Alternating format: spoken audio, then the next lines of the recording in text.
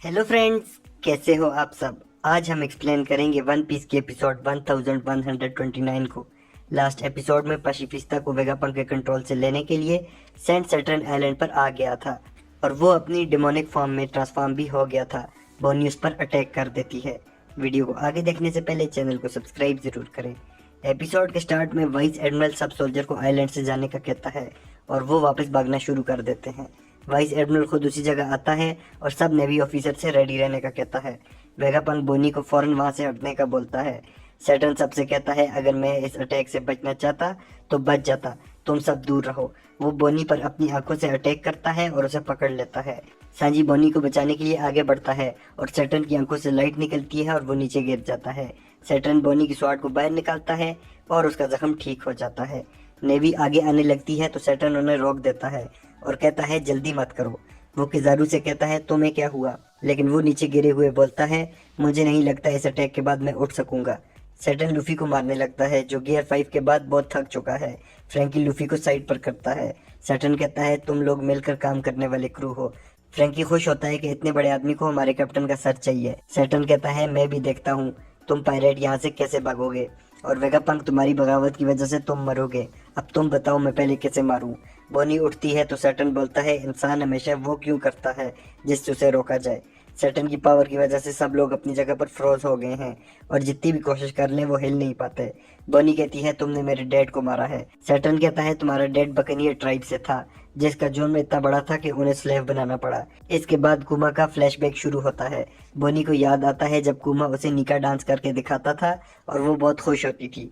हम 47 ईयर्स पहले सोपरेट किंगडम देखते हैं जहाँ कुमा पैदा हुआ है।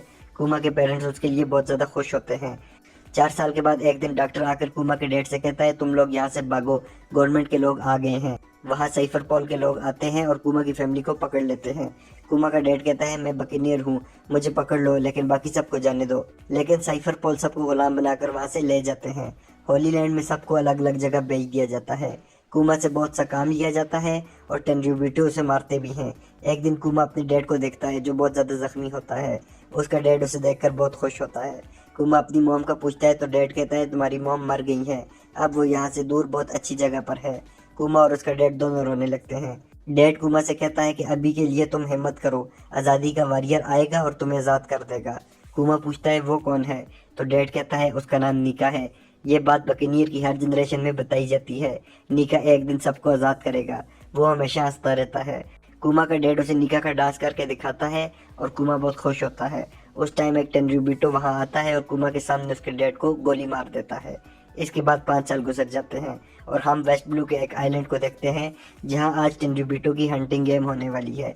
इस आइलैंड का नाम गॉड वैली है। यहाँ इंसानों के शिकार की गेम होने वाली थी। इस आइलैंड का किंग कहता है तुम मेरे लोगों के साथ ऐसा नहीं कर सकते। एक आदमी उस टाइम किंग को मार देता है। एक टेनरियोबिटो कहता है कि सैंड गार्लिंग तुम गेम को पहले शुरू नहीं कर सकते। हम यंग सैंड फिगरलैंड गार्लिंग को देखते हैं जो एक होली नाइट है। कुमा अपने कैद को तोड़कर भाग जाता है। सीपी के एजेंट बाकी कैदियों को कुमा को लाने के लिए कहते हैं। कुमा को भागते हुए बाकी कैदी पकड़ लेते हैं और मारते हैं।